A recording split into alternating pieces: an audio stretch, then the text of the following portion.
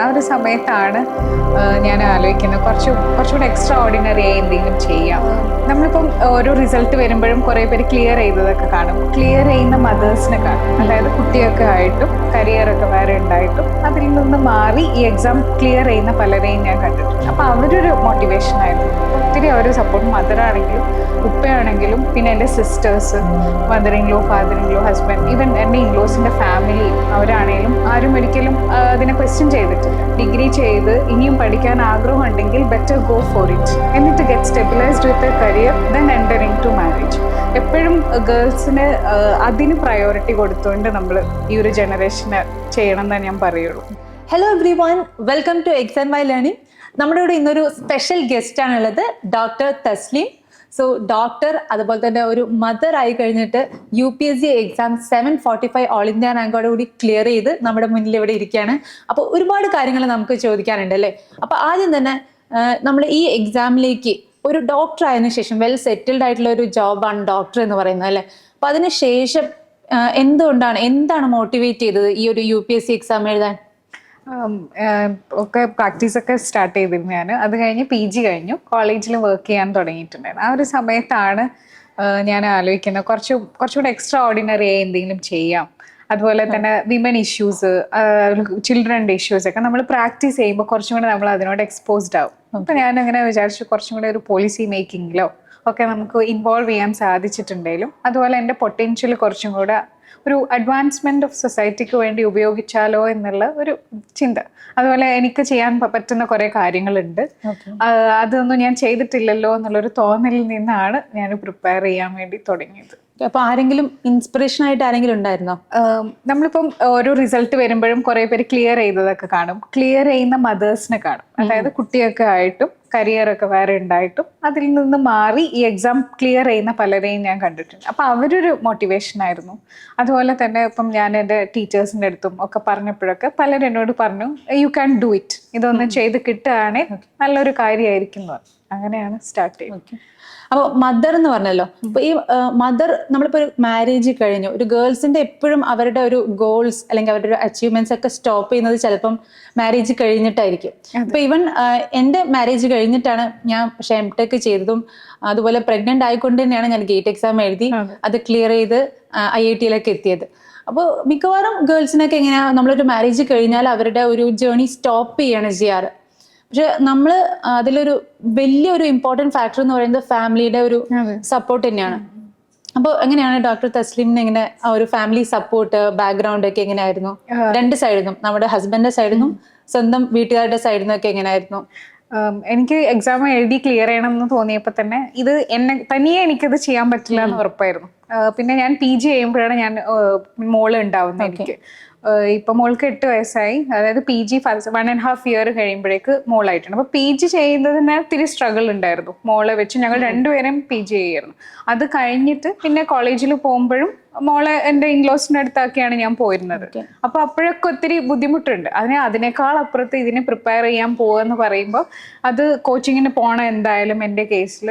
അപ്പൊ എൻ്റെ ഉമ്മയാണ് പറഞ്ഞത്, മോളെ ഇവിടെ ആക്കിയാൽ മതി, ഞാൻ നോക്കാം, നീ പഠിച്ചിട്ട് വായോ. കാരണം ഇപ്പൊ ഇത് ട്രൈ ചെയ്തില്ലെങ്കിൽ പിന്നെ അത് ചിലപ്പം ഒരു റിഗ്രറ്റ് ഫീൽ ചെയ്യണ്ടല്ലോ എന്ന് വിചാരിച്ചിട്ട്. അപ്പൊ അത് ഭയങ്കര ഹാർട്ട് ബ്രേക്കിംഗാ, മോളെ വിട്ട് ആ ഒരു ചെറിയ ഏജിൽ, അന്ന് അവൾക്ക് 3.25 വയസ്സാവുന്നേ ഉള്ളൂ.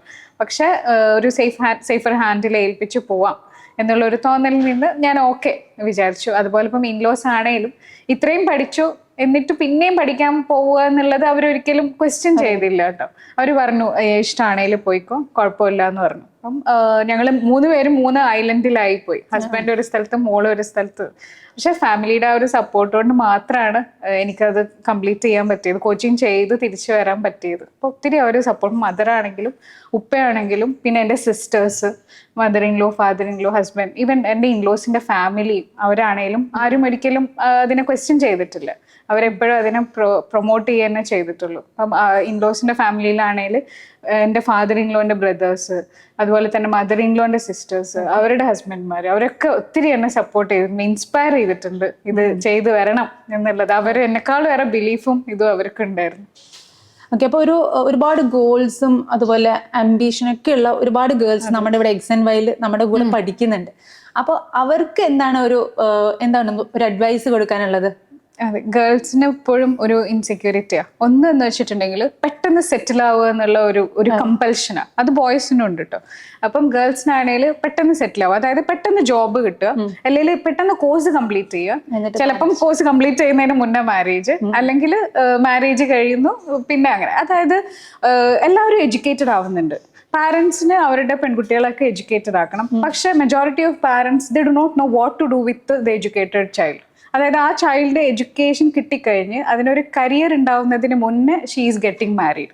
ആ ഒരു പ്രശ്നമുണ്ട്. അപ്പം ഗേൾസ് എപ്പോഴും ആലോചിക്കേണ്ടത് ഒരു ലാഡറായി കരുതണം ലൈഫിൽ. അതായത് ഫസ്റ്റ് അവർ എഡ്യൂക്കേറ്റഡ് ആവുക, ഒരു കരിയർ ഉണ്ടാക്കി സ്റ്റെബിലൈസ് ചെയ്യാതെ ഒരു മാരേജിലോട്ട് പോകുന്നതിനോട് ഞാൻ അത്ര അങ്ങ് യോജിക്കുന്നില്ല. കാരണം മാരേജ് ചെയ്ത് കഴിഞ്ഞിട്ടുണ്ടെങ്കിൽ നമുക്ക് റെസ്പോൺസിബിലിറ്റീസ് തീർച്ചയായിട്ടും കൂടും. അപ്പോൾ ആ കല്യാണം കഴിഞ്ഞ് പഠിക്കുക എന്നുള്ളത് ഇപ്പൊ പോസിബിൾ ആണ്. പക്ഷെ അതിനോട് ചേർന്ന് തന്നെ നമുക്ക് ഒത്തിരി കോംപ്രമൈസ് ചെയ്യേണ്ടി വരും, ബുദ്ധിമുട്ടേണ്ടി വരും.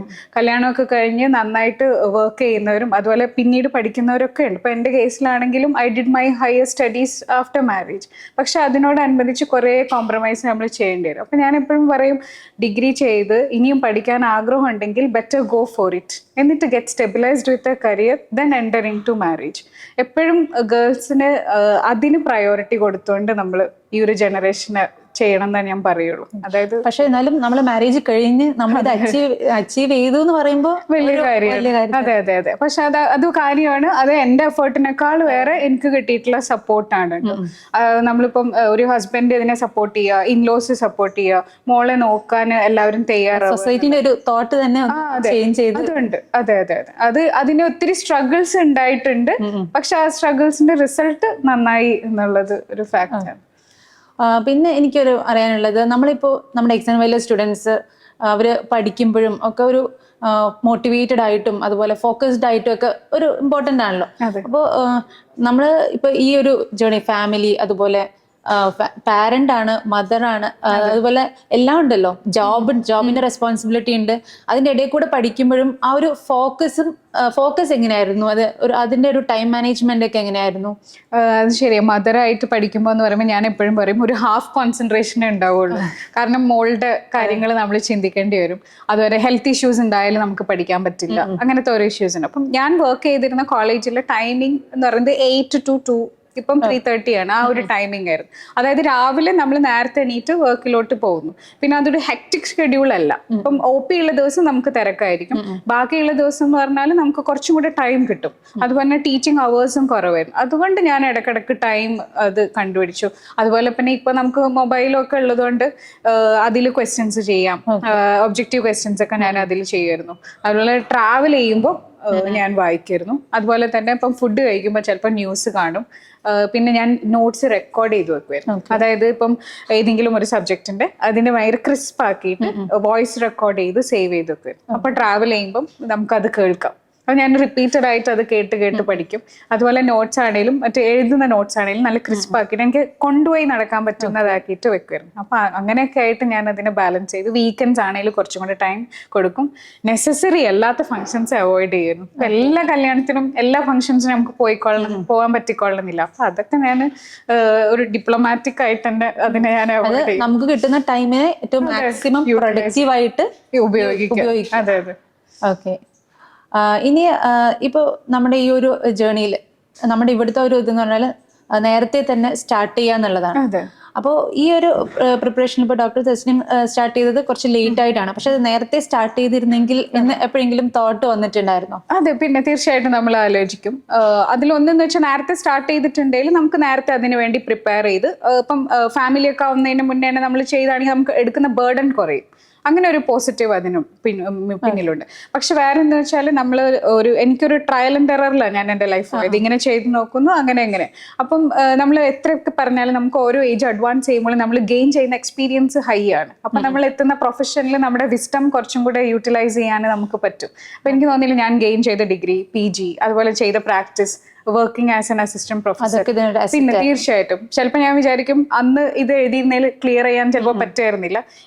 എനിക്ക് ഉണ്ടാക്കിയെടുത്ത വർക്ക് എക്സ്പീരിയൻസും എഡ്യൂക്കേഷനും ക്വാളിഫിക്കേഷനും have helped me in getting a rank എന്ന് ഞാൻ ആലോചിക്കാറുണ്ട്. രണ്ട് തരത്തിലും ചിലവർക്ക് ഇങ്ങനെ ആയിരിക്കും നല്ലത്, ചിലവർക്ക് ഇങ്ങനെ ആയിരിക്കും സ്യൂട്ട് ചെയ്യുന്നുണ്ടാവുക.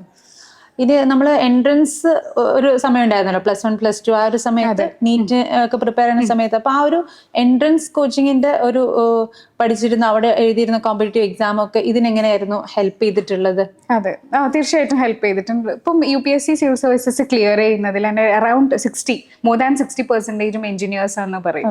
അതായത് ഈ ഒരു പ്രോസസ്സിലൂടെ അണ്ടർഗോ ചെയ്തവരാണ് കുറെ പേരും. ഇപ്പൊ നമ്മൾ എൻട്രൻസ് കോച്ചിങ് അതിന്റെ പ്രിപ്പറേഷൻ എന്ന് പറയുമ്പോൾ എല്ലാവർക്കും ഒരു സ്ട്രഗിൾ ഫേസ് ആണ്. 1 ഇയർ നമ്മൾ പ്രിപ്പയർ ചെയ്യുന്നു, ഫ്രീക്വന്റ് ആയിട്ടുള്ള നമ്മൾ ടെസ്റ്റുകൾ, പിന്നെ OMR ഷീറ്റിൽ ബബിൾ ഇതൊക്കെ ചെയ്ത ഒരു ഇത്, അതുപോലെ തന്നെ നമ്മൾ ഹെക്ടിക് ആയിട്ടുള്ള ആ ഒരു സ്റ്റഡി ഷെഡ്യൂൾ, തീർച്ചയായിട്ടും ഈ എക്സ്പീരിയൻസ് തന്നെ ഒരുപാട് ഹെൽപ്പ് ചെയ്തിട്ടുണ്ട്. അതുകൊണ്ടായിരിക്കും കുറെ ഡോക്ടേഴ്സും എഞ്ചിനീയേഴ്സും ഒക്കെ ഈ എക്സാം ക്ലിയർ ചെയ്യാൻ പറ്റുന്നത് ആ ഒരു ഫേസിലൂടെ നമ്മൾ അണ്ടർഗോ ചെയ്തു. പക്ഷെ ആ സ്ട്രഗിളും ഈ സ്ട്രഗിളും കുറച്ച് ഡിഫറൻസ് ഉണ്ട്. സിലബസ് കുറച്ചും കൂടെ വാസ്റ്റ് ആണ് ഈ എക്സാമിന്. പിന്നെ ഇതിന്റെ സ്റ്റെപ്സ് അത് നമ്മൾ ഒറ്റ സ്റ്റെപ്പിൽ ക്ലിയർ ചെയ്യുന്നു, പക്ഷെ ഇത് 3 സ്റ്റേജസ് ഉണ്ട്. ആ ഒരു ഡിഫറൻസ് ഉണ്ട്. പക്ഷെ നമ്മൾ അന്ന് അക്വയർ ചെയ്ത skills indeed will help us through this exam. അപ്പൊ നമ്മളിവിടെ കോമ്പറ്റേറ്റീവ് MCQs ഒക്കെ ഒരുപാട് കുട്ടികൾ ഇപ്പൊ തന്നെ ചെയ്യിപ്പിക്കുന്നുണ്ട്. അപ്പൊ അതൊക്കെ അവർ ഒരുപാട് കോമ്പറ്റേറ്റീവ് എക്സാമിനെ ഹെൽപ്പ് ചെയ്യുന്ന രീതിയിലുള്ളതാണ്. അപ്പൊ ഇങ്ങനെയുള്ള ഒരുപാട് എക്സാമുകൾ അവർക്ക് ക്ലിയർ ചെയ്യാനൊക്കെ സാധിക്കട്ടെ. വേറെ എന്തെങ്കിലും നമ്മുടെ എക്സാം ബൈ സ്റ്റുഡൻസിന്റെ അടുത്ത് എന്തെങ്കിലും അഡ്വൈസ് പറയാനുണ്ടെങ്കിൽ? എക്സാം ബൈ സ്റ്റുഡൻസ് ഇപ്പം അവരുടെ ആ ഏജ് വെച്ചിട്ട് അവർക്ക് ഇപ്പൊ ചെയ്യാൻ പറ്റുന്ന കാര്യം എന്ന് പറഞ്ഞിട്ടുണ്ടെങ്കിൽ കോമ്പറ്റേറ്റീവ് എക്സാംസിന് വേണ്ടിയിട്ട് അവരുടെ മൈൻഡിനെ പാകപ്പെടുത്താം. ഇപ്പൊ അവർ ചെയ്യുന്ന കുറെ കാര്യങ്ങൾ, അതായത് ഇപ്പം മാം പറഞ്ഞ പോലെ ഒബ്ജക്റ്റീവ്സ് ചെയ്യുക, അതുപോലെ തന്നെ റിവിഷൻ അവരുടെ സ്ട്രാറ്റജി ആയിരിക്കും. പഠിച്ച കാര്യങ്ങൾ വീണ്ടും വീണ്ടും നോക്കുക, അങ്ങനെയുള്ള ഒരു ഹാബിറ്റ്. അതുപോലെ എക്സാം എന്ന് പറയുന്നത് അത് ഒത്തിരി പ്രഷർ ഉള്ള ഒരു കാര്യമാണ്. അതായത് നമ്മളിപ്പോൾ ഒബ്ജക്റ്റീവ് ക്വസ്റ്റ്യൻസ് ചെയ്യുമ്പോൾ in a pressure situation we have to make decision. അപ്പൊ പ്രഷർ സിറ്റുവേഷനെ എങ്ങനെ ഹാൻഡിൽ ചെയ്യാം, എങ്ങനെ നമ്മുടെ ആൻസറിലോട്ട് ഡിസൈഡ് ചെയ്ത് കറക്റ്റ് ആൻസറിലോട്ട് വരാം, ഈ സ്കില്ലൊക്കെ ചെറിയ ഏജിൽ തന്നെ അക്വയർ ചെയ്യാൻ പറ്റും. പിന്നെ നമ്മൾ പഠിക്കുക എന്ന് പറയുമ്പം ഇപ്പം നീറ്റ് എക്സാമിന് പ്രിപ്പയർ ചെയ്യുന്ന സ്റ്റുഡൻസ് അവർ ജസ്റ്റ് ഫിസിക്സ്, കെമിസ്ട്രി, ബയോളജി അങ്ങനെ ഒരു ഇതിൽ എങ്ങനെ പോകും, അതിന് മാത്തമാറ്റിക്സ്, അതിനേക്കാൾ ഏറെ പഠിക്കുന്ന മറ്റ് സബ്ജക്ട്സിനും ഇമ്പോർട്ടൻസ് കൊടുക്കുക. അതായത് ആ ഒരു ടച്ച് വിടാതിരുന്നാൽ കുറച്ചും കൂടെ അവർക്ക് വേറെ ഫീൽഡിലോട്ട് പോകണമെന്നുണ്ടെങ്കിലൊക്കെ അത് ഹെൽപ്പ് ചെയ്യും. പിന്നെ മോർ ദാൻ ദാറ്റ് ഈ പ്രോസസ്സ്, പഠിക്കുന്ന പ്രോസസ്സിനെ എപ്പോഴും ഇഷ്ടപ്പെടും. ഏത് ക്ലാസ്സിലാണേലും പഠിക്കുന്ന സബ്ജക്ട്സിനെ ഇഷ്ടത്തോട് കൂടിയിട്ട് ക്രിയേറ്റീവായിട്ട് അപ്രോച്ച് ചെയ്തിട്ടുണ്ട്, it will help them to clear any exam they write in the future. അപ്പോൾ നമ്മൾ ഇവിടെ ഒരുപാട് എക്സാമുകളൊക്കെ അവർക്ക് ഓൾറെഡി കൊടുക്കാറുണ്ട്. അപ്പോൾ അതുപോലെ MCQ ബേസ്ഡ് ആയിട്ടും. അപ്പോൾ അതൊക്കെ പ്രാക്ടീസ് ചെയ്ത് ഈ ഒരു ലെവലിലേക്ക് അവർക്ക് കോമ്പറ്റേറ്റീവ് എക്സാം ക്ലിയർ ചെയ്യുന്ന ലെവലിലേക്ക് എത്തിക്കുക എന്നുള്ള ആ ഒരു ലക്ഷ്യം തന്നെയാണ് നമുക്ക് ഇവിടെ ഉള്ളത്. നമ്മൾ ഡിസ്കഷനിൽ പറഞ്ഞല്ലോ, മാരേജ് കഴിയുമ്പോഴാണ് എല്ലാവരുടെയും ആ ഒരു ഗോൾ അല്ലെങ്കിൽ അംബീഷനൊക്കെ സ്റ്റോപ്പ് ചെയ്യുക എന്നുള്ളത്. അപ്പോൾ അങ്ങനെ ഒരുപാട് നമ്മുടെ ഇപ്പം മെന്റേഴ്സ് ആയിട്ട് നമ്മുടെ വർക്ക് ചെയ്യുന്ന ഒരു സെറ്റ് ഓഫ് ടീംസ് തന്നെയുണ്ട്, ഒരു വലിയ ടീം തന്നെയുണ്ട്. അവരൊക്കെ മാരേജ് കഴിഞ്ഞു, അതുപോലെ അവർക്ക് എന്നാലും ഇനിയും ഒരുപാട് കാര്യങ്ങൾ അച്ചീവ് ചെയ്യണം എന്ന ആഗ്രഹമുള്ള ആൾക്കാരാണ്. അങ്ങനെയുള്ളവരെയാണ് നമ്മൾ മെന്റേഴ്സ് ആയിട്ട് ചൂസ് ചെയ്തിട്ടുള്ളത്. അപ്പോൾ അവരൊക്കെ നമ്മളെ ഈ ഒരു ജേർണിയിലൂടെ സ്റ്റുഡൻസുമായിട്ട് വീണ്ടും കോണ്ടാക്ട് ചെയ്ത് അങ്ങനെയാണ് അവരുടെ ആ ഒരു ആംബിഷൻ അച്ചീവ് ചെയ്യുന്നത്. സോ അവരുടെ അടുത്തൊക്കെ എന്താണ് പറയാനുള്ളത്? അവരും ഇതുപോലെ ഒരു ടൈമൊക്കെ ഇങ്ങനെ മാനേജ് ചെയ്ത് വർക്ക് ലൈഫിന്റെ ഇടയിലൂടെ അവരുടെ വീട്ടിലത്തെ കാര്യങ്ങളും അതുപോലെ ഓഫീസിലെ കാര്യങ്ങളൊക്കെ നന്നായി മാനേജ് ചെയ്ത് സ്റ്റുഡൻസ് ആയിട്ട് നന്നായിട്ട് കണക്ട് ചെയ്യുന്ന ഒരു അടിപൊളി സെറ്റ് ഓഫ് മെന്റേഴ്സ് ആണ്. സോ അവരുടെ അടുത്ത് എന്താണ് മാമിന് പറയാനുള്ളത്? ശരിക്കും ഞാൻ അതിനെ അപ്രീഷിയേറ്റ് ചെയ്യുക. അതായത് ഇങ്ങനെയുള്ള ഒരു ലൈഫ് സിറ്റുവേഷനിൽ നിന്ന് മെന്റേഴ്സ് ആയിട്ട് മാറുക എന്നുള്ളത്. എല്ലാവരും മാരേജിനെ ലൈഫിലെ വലിയൊരു സംഭവമായിട്ടാണ് കരുതുന്നത്. ശരിക്കും അത് ജസ്റ്റ് ഒരു ഇവന്റ് ഇൻ ലൈഫായിട്ട് കാണുക. ആ മാരേജോടുകൂടി നമ്മളെ ചേഞ്ച് ചെയ്യാൻ പാടില്ല. അതായത് നമ്മൾ എന്താണോ അങ്ങനെ തന്നെ ആയിട്ട് നമ്മൾ ജീവിക്കണം. അതായത് നമ്മുടെ അംബീഷൻസ് എന്തൊക്കെയുണ്ട്, നമ്മൾ എങ്ങനെയാണ് ജീവിച്ചു കൊണ്ടിരുന്നത് അങ്ങനെ ജീവിക്കുക. അതായത് നമ്മുടേതായിട്ടുള്ള ലൈക്സ് ആൻഡ് ഡിസ്ലൈക്സ് ഉണ്ട്, അതിനെപ്പോഴും നമ്മൾ ഇമ്പോർട്ടൻസ് കൊടുക്കണം. അതുപോലെ നമ്മുടെ ഒരു ക്യാരക്ടർ ചേഞ്ച് ഒരിക്കലും മാരേജോട് കൂടിയിട്ട് നമ്മൾ ചെയ്യാൻ പാടില്ല. അത് നമ്മളെ തന്നെ ഇമ്പോർട്ടൻസ് കൊടുത്തുകൊണ്ട് നമ്മുടെ ലൈഫിലുള്ള എല്ലാ ഡ്രീംസും അച്ചീവ് ചെയ്യാൻ നമ്മൾ ശ്രമിക്കണം. തീർച്ചയായിട്ടും ഹേർഡിൽസ് ഉണ്ടാവും അതിൻ്റെ ഇടയിൽ. പക്ഷേ നമ്മൾ നമ്മുടെ ക്യാരക്ടറിനെ റിഫൈൻ ചെയ്ത് നമ്മുടെ കൂടെ ഉള്ളവരെ നമ്മളെപ്പോലെ ചിന്തിക്കാൻ നമുക്ക് കുറേയൊക്കെ ചിന്തിപ്പിക്കാനൊക്കെ ചെയ്യാൻ പറ്റും. അപ്പോൾ നമ്മൾ അതിനെ കുറച്ചും കൂടെ നല്ല രീതിയിൽ, അതായത് love and care and respect അത് കൊടുക്കുകയും തിരിച്ചു വാങ്ങിക്കുകയും ചെയ്യുക. ഓവറായിട്ട് ബാക്കിയുള്ളവരെ ഡിപ്പെൻഡ് ചെയ്യാതെ നമുക്ക് എന്തൊക്കെ നമ്മളായിട്ട് ചെയ്യാൻ പറ്റും അത് ചെയ്യുക. പക്ഷെ എക്സോസ്റ്റഡ് ആയി പോവാതെ നമ്മൾ ചെയ്യുക. അതായത് വർക്ക് എന്തൊക്കെയോ ചെയ്യാനുണ്ടോ അത് ചെയ്യുക, അത് നല്ല സിൻസിയറായിട്ട് ചെയ്യുക. പക്ഷെ എന്നാൽ നമ്മുടെ ഫാമിലിയിലെ കാര്യങ്ങൾ ഓവറായിട്ട് കോംപ്രമൈസ് ചെയ്യാതിരിക്കുക, അതിനെ ഓവർ ഡൂ ചെയ്യാതിരിക്കുക. നമ്മളില്ലെങ്കിലും പല കാര്യങ്ങളും നടന്നു പോകും. നമ്മളെപ്പോഴും നമ്മുടെ കുട്ടിയെ നോക്കണമെന്നില്ല. ഒരു കുട്ടീനെ അപ്ബ്രിങ് ചെയ്യാൻ ആ ഫാമിലി മൊത്തം വേണം. അപ്പം ഷെയർ ചെയ്യുക, കെയർ ചെയ്യുക, എന്നിരുന്നാലും നമ്മുടെ ലൈഫിലെ കാര്യങ്ങൾക്ക് അത്യാവശ്യം ഇമ്പോർട്ടൻസ് കൊടുത്ത് ചെയ്യുക. പിന്നെ എപ്പോഴും ഞാൻ പറയുന്ന കാര്യമാണ് സെൽഫ് ലവ് എന്നുള്ളത്. നമുക്ക് നമ്മളായിട്ട് ഒരു ടൈം കണ്ടെത്തണം. നമ്മുടെ ഹോബീസ്, ഇൻട്രസ്റ്റ്, കരിയർ, അതിന് വേണ്ടിയിട്ട് നമ്മൾ ടൈം സ്പെൻഡ് ചെയ്യണം. ഇങ്ങനെ ഒരു ബാലൻസിലോട്ട് പോവുക. എല്ലാവരോടും യെസ് എന്നും എല്ലാവരോടും നോ എന്നും പറഞ്ഞ് ജീവിക്കരുത്. ആവശ്യമുള്ള സ്ഥലങ്ങളിൽ യെസ് പറയുക, ആവശ്യമുള്ള സ്ഥലങ്ങളിൽ നോ പറയുക. എല്ലാവരെയും പ്ലീസ് ചെയ്ത് നമുക്ക് ജീവിക്കാൻ പറ്റില്ല. ജസ്റ്റ് രാത്രി ഉറങ്ങാൻ കിടക്കുമ്പോൾ സമാധാനമായിട്ട് ഉറങ്ങാൻ പറ്റുന്ന ഒരു സിറ്റുവേഷനിൽ ജീവിക്കുക. അത്ര. സോ നമ്മൾ ഗേൾസിനാണെങ്കിലും ഈ ലോകത്ത് അച്ചീവ് ചെയ്യാൻ പോസിബിൾ ആണ്, എല്ലാ കാര്യങ്ങളും പോസിബിൾ ആണ് അല്ലേ? അതെ. ഒരു സൂപ്പർ വുമൺ ആയിട്ട് നമ്മൾ ജീവിക്കേണ്ട കാര്യമില്ല. പക്ഷെ നമ്മുടെ ലൈഫിലുള്ള കാര്യങ്ങളൊക്കെ അച്ചീവ് ചെയ്യാൻ ടൈം കണ്ടെത്തും. സോ ഇത് കേട്ടുകൊണ്ടിരിക്കുന്ന നമ്മുടെ എല്ലാ സ്റ്റുഡൻസിനും ഇത് ഒരുപാട് മോട്ടിവേഷൻ ആയെന്ന് വിചാരിക്കുന്നു. സോ മാം, ഇനി നമ്മൾ ഈ ഒരു ഫ്യൂച്ചർ കരിയറിലേക്ക് പോവാണ്. So all the best for your career. Thank you.